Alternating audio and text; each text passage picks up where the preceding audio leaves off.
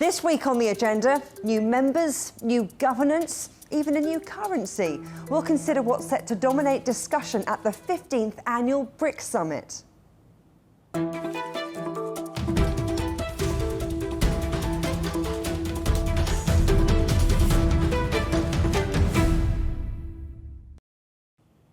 Next week in Johannesburg, world leaders will gather for the 15th annual BRICS Summit.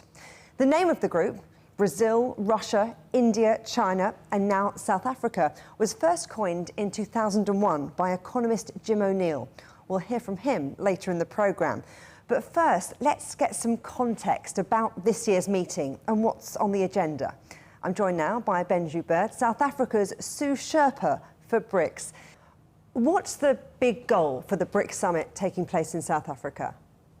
The big goal for us is, of course, to have a summit to ensure that there's sufficient and significant interaction between the leaders of BRICS, and that the outcomes reflect what we originally committed to in BRICS. And that is basically that we will ensure that there's a global south that is duly included in the entire systems of the globe or of the world. So the goal for us is to have a summit where we can agree on a significant declaration. It will be called the Igoli Declaration, Igoli in our local language, meaning place of gold. So the focus there is that we reach consensus on those issues that we have discussed in several tracks throughout the year. So there's a lot on the agenda. This is an ambitious summit. Now, Russia's President Putin isn't going to be attending the BRICS in person. What impact might that have on the decision-making process? Well, it will have no impact. I think if I can consciously use the term, I think it was a very mature decision of the president of Russia not to join the summit, given the issues at stake. But he is in all the summit elements. He will be joining virtually, and he is also represented in person by Foreign Minister Lavrov. And as we know, Lavrov is no stranger to these meetings, these high-level events where he stands in for his president. So we are convinced that summit will proceed without a material impact. Of course, the ideal is for our host, our president, to have all leaders in person, but the outcomes are based on consensus, and as I mentioned, President Putin will be part of that consensus. You talk about consensus. Now, in the past, there have been some quite broad agreements, but the specifics have maybe been lacking. I mean, is it that security issues are always a bit of a sticking point, or is it something else holding the BRICS back from making meaningful change? Well, I think we need to take into account and keep in mind that BRICS is a formation of the global south. We have, we do not have a specific infrastructure in terms of the running of BRICS. Every year is a different chair, and those issues that are at stake are agreed to on consensus. Consensus means that everyone in the room will have to agree on those. So broad agreement at the moment is what we want to achieve. Specifics, I'm sure, as BRICS mature, that will come. Just like we are, like any other organization, in a phase of organic growth. So that is also why expansion or enlargement, we call it institutional development, those are the issues that are discussed between the leaders and on all the other different tracks, the foreign ministers, as we move to a more structured, a more specific outcomes-based formation of the Global South. So yes, that is the nature of our agreements at the moment, but going forward, we might have a more specific outcomes. And you are quite correct. We need to take into account those dynamics in the room. This is a diverse group of the Global South, and there are specific issues at play. Regardless of that, I think the outcomes that we have achieved and the fact that we have a summit this year and that solidarity in the group is intact is all those are significant matters to acknowledge. You talk about expansion and why others might want in to the BRICS. So who are we talking about as potential new BRICS members, and how might they change the dynamics of the group? Well, the dynamics of the group is typical of the Global South. You know, it is a formation of those emerging, prominent, major economies.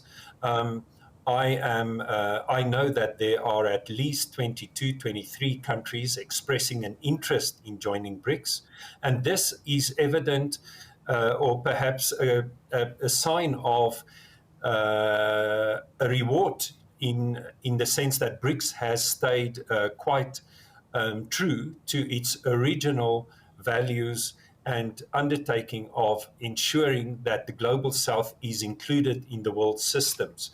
So I'm not at liberty to discuss in great detail because the issues that are discussed in the expansion debate are, of course, now for consideration by our foreign ministers. And they will then make a final recommendation to the leaders, to the presidents and leaders of BRICS. What about the feasibility of a BRICS currency? What's the appetite and the thinking around that? Well, if we all know that to reach agreement on a common currency is quite a significant, detailed and prolonged process. At the moment, the discussion in BRICS is about trading in our own currencies. It is about ensuring that we boost our trade, that we support our intra-BRICS trade by using those currencies that we have as domestic currencies that are traded in the world's financial systems on a daily basis. So it is about creating critical mass and prominence for our own currencies, not so much a common BRICS currency at this stage. Ben Joubert, thank you very much. So that's what the hosts are hoping to get out of this meeting. But what about China? Of course, the largest economy in the BRICS group. Let's speak to Wang Huiyao, founder and president of the Center for China and Globalization.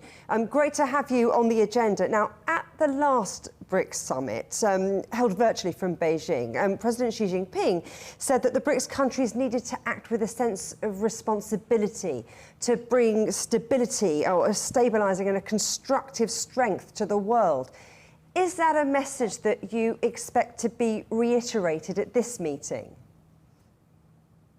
Yes, I think so. I think that the world has entered a new phase. So we were entering a new normal, where I think in the last several years, the Global South has quickly emerging, and 80% of the global population, which belong to the Global South, actually are more determined, and there's more emerging countries coming up. There's more middle powers coming up, and a large number of emerging market economy now wants to have more say, have more cooperation and more collaboration and more voice in the global governance and the global multipolar world. So we're seeing a new polo coming up with Global South, and represented by China, India, and Brazil, and the BRICS countries, and a few more. So I'm sure that they would like to have a more focus and have more cooperation, and that will add new impetus and a new momentum to the multipolar world that we are facing into right now.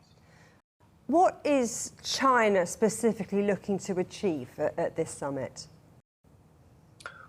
Well, I think China has quite a few positive contributions to make.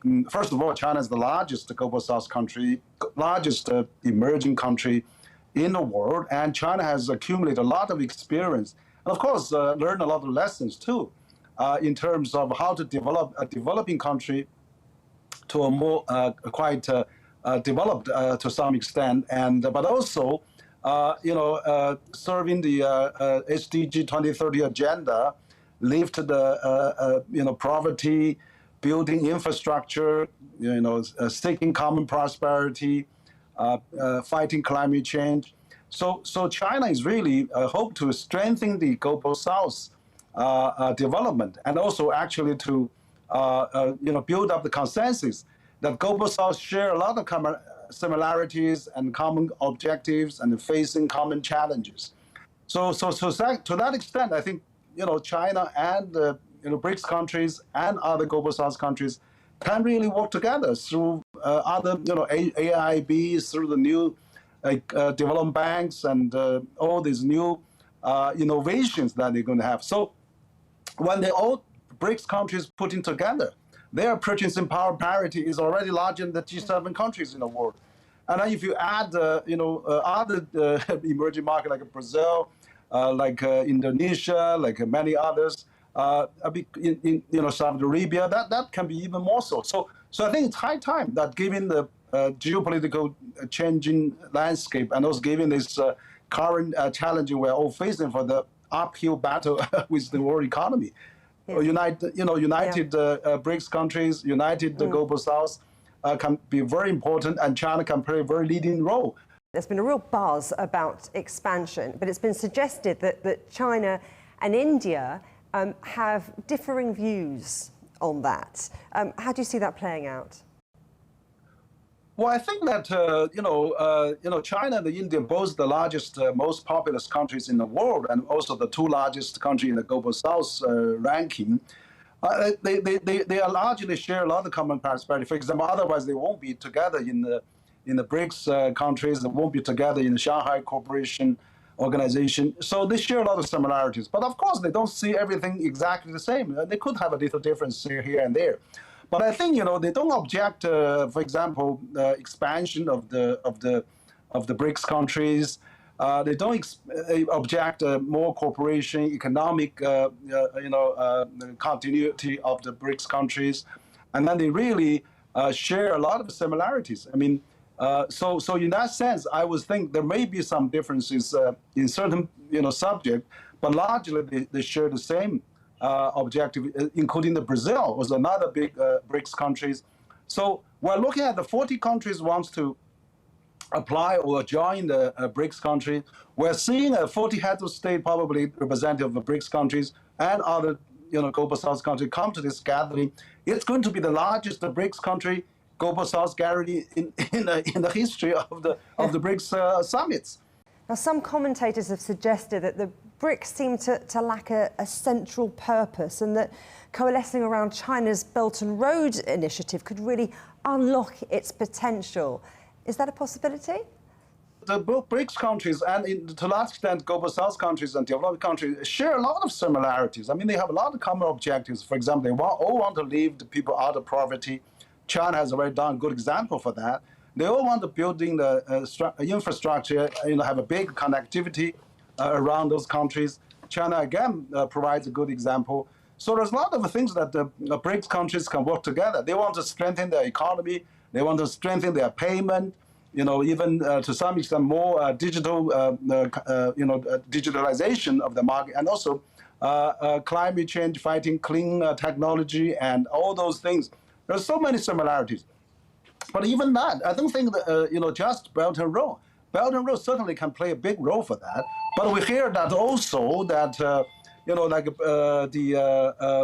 European Union, Foreign Minister Josep Borrell had a phone call with the Foreign Minister Wang Yi the other day, was saying that EU Global Gateway can work together also with Belt and Road, or Belt and Road can work with EU Global Gateway. I mean, even B3W. So I think, Global South is the largest market for the infrastructure, and China already have a Belt and Road. And why not we join this together with AIB, World Bank, ADB, FDB. So we have many things, new development banks and things like that. We have a lot of common things to work together, and there's a lot of similarity facing similar challenges. So you've talked about investment in big infrastructure projects with Belt and Road. You've talked about digitalisation. I'm wondering, might this summit make a big step towards trade de-dollarisation? And if so, what impact that might have? Well, certainly, I think the global South countries, the BRICS countries have suffered quite a bit of this unipolar world. And I think that is really, we're seeing a de-globalization going on. We are seeing the multilateral organization has been set back by certain countries, WTO and all those multilateral treatment. And so I think now it's high time that BRICS countries, and together with the rest of the world, to work together to safeguard the multilateral system. But also we need some innovations.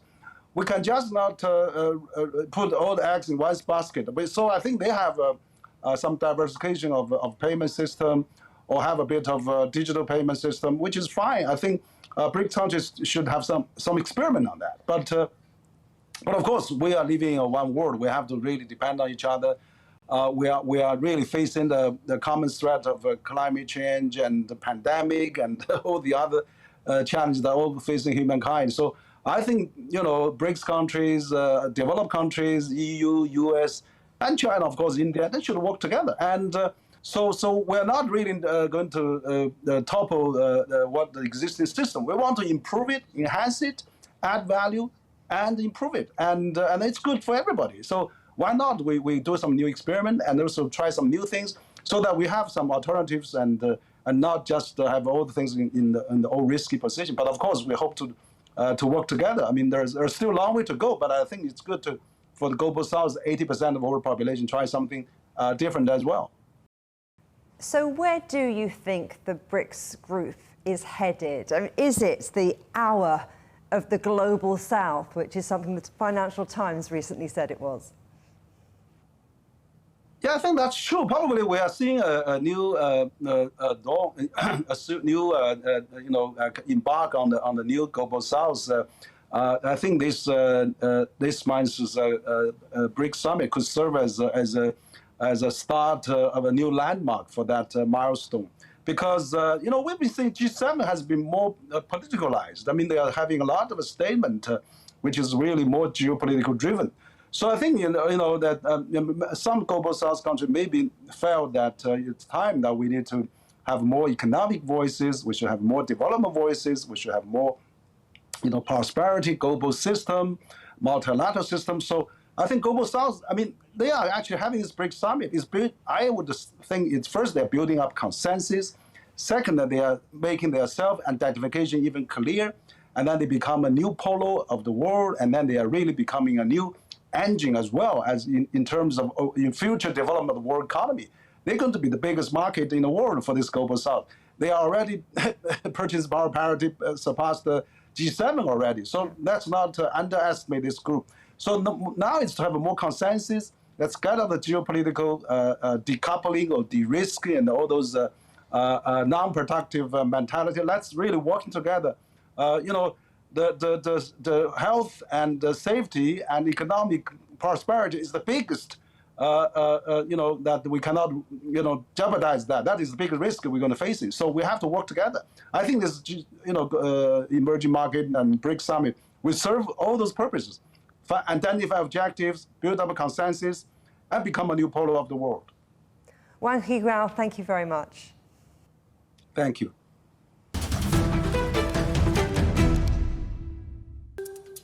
Still to come here on the agenda, we'll speak to the man who first came up with the idea of the BRICS group, Lord Jim O'Neill.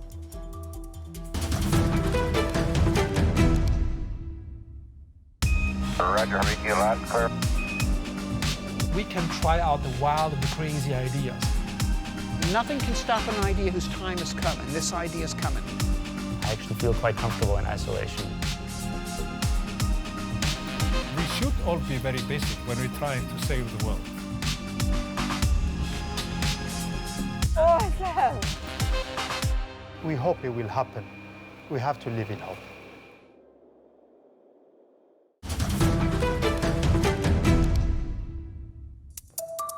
Welcome back to The Agenda.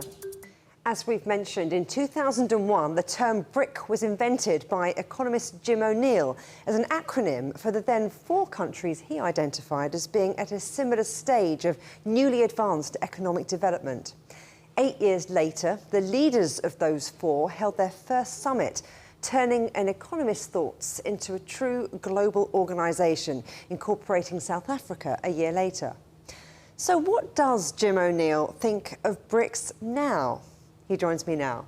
It was you who coined the term BRICS, and at the time it was because it was an exciting investment opportunity. Why is it less of an investment theme now?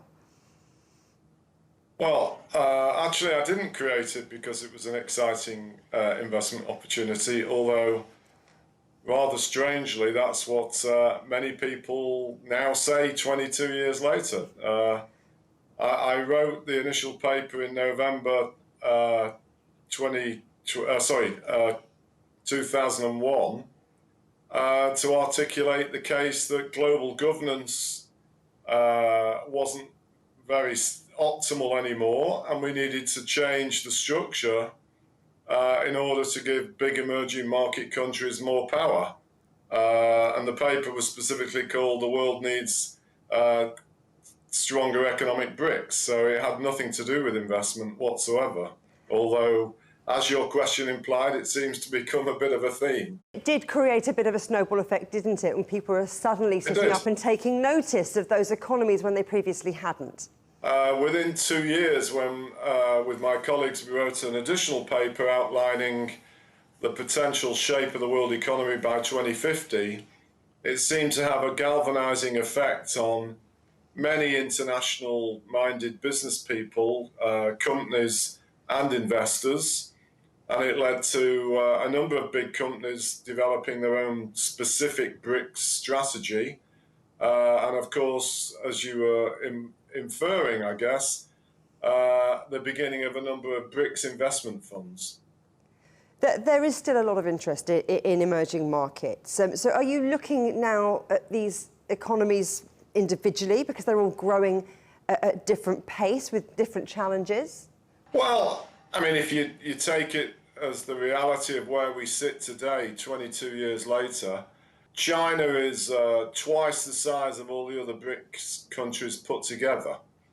And if you look at the progress of them all since 22 years ago, China is the only one that managed to do better than we suggested possible. India was close, but Brazil and Russia have both been very disappointing, particularly in the second decade. And South Africa was never a country I included, but it became part of the political alliance. And they've never shown any growth since they became part of it. So, as I occasionally jokingly say, maybe I should have called it ICS for China and India. But no, I think these days the aggregate story is dominated by China in particular, but China and India. But you do have to look at the individual stories because they've all done very differently. There have been 22 formal requests from other nations to join BRICS, 20 informal requests. So are you saying that expanding BRICS, it will neither add nor take away from its stature? One of the few positive things that came out of global policymaking in the past 22 years since I created the acronym was the advent of the G20, in which all the BRICS countries became members alongside the US and the other countries in the G7 and other developed countries. And that is a legitimate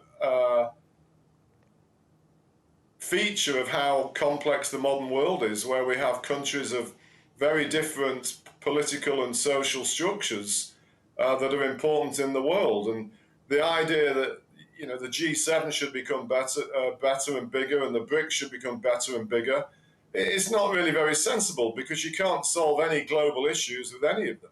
I actually wrote a pretty lengthy academic piece earlier this year in which I suggested if they're going to expand, then they should define some very specific criteria as to what are the conditions for country X versus country Y to become part of it, and what is it that country brings that isn't there already, and what is it going to do to help the existing members? Does it not perhaps depend on who that country is? Maybe in terms of clout, in terms of trade potential, someone like Saudi Arabia could change the dynamics? I mean, I think of all the countries that I've seen discussed, Saudi Arabia is probably the single most interesting because of its peculiar position as the world's biggest oil exporter, and because of the never-ending conflicts in the Middle East, Saudi Arabia is obviously a really important nation. But again, as I've touched on, and if you think about the economic importance, you know, China is today the second largest economy in the world. It's actually the first on a PPP basis. India is the fifth largest economy in the world. It's probably going to, this decade, become the fourth, overtaking Germany and getting very close to Japan. If those two countries sat in a room on their own and really cooperated on issues to do with trade, infectious diseases, climate change, that alone would have completely transformative impacts on the whole of the world. But you know, if you're bringing in the likes of Thailand, or I see North African countries like Algeria mentioned, you know, these countries aren't as important as these issues are for themselves. These aren't countries that are going to change the global consequence of what's going on, whereas the big BRICS countries could. And, you know, they need to be serious about what it is they want to achieve. So let's talk about some of the potential financial achievements of BRICS. I wonder what your take is on the new development bank, you know, providing loans at $32 billion. It does sound at the outset quite impressive, but then again, China has lent around $1 trillion bilaterally. Yeah. So when you put it like that, does that mean that it isn't as significant as it could be? I mean, I think the new development bank has been arguably the one success of the BRICS political grouping. But as you just highlighted, in terms of the global reach, what it's lent so far is tiny compared to what some big countries have done on their own, including in particular the China Development Bank. I would love to see the BRICS Bank do a lot more. And many years ago, I actually went to Geneva and had a meeting with all the ambassadors for each of the BRICS countries present, in which I tried to encourage them to persuade their countries that the 5 of them should support the BRICS Bank doing more to finance new antibiotics or new vaccines for dealing with drug-resistant TB, for example. Because that is a huge challenge that each of the BRICS countries faces. But nothing happened. And it's typical of so many areas where they really could, if they were serious, cooperate for some fruitful benefit for all of the members, and in that sense, for the whole of the world. Jim O'Neill, thank you very much. Thanks for having me.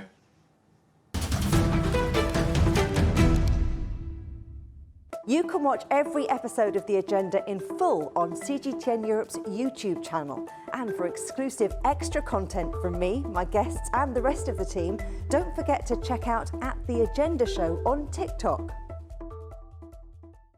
Coming up on a future agenda, boiling point. Has the world left it too late to tackle climate change? But for now, from me, Juliet Mann, and from all the Agenda team here in London, goodbye.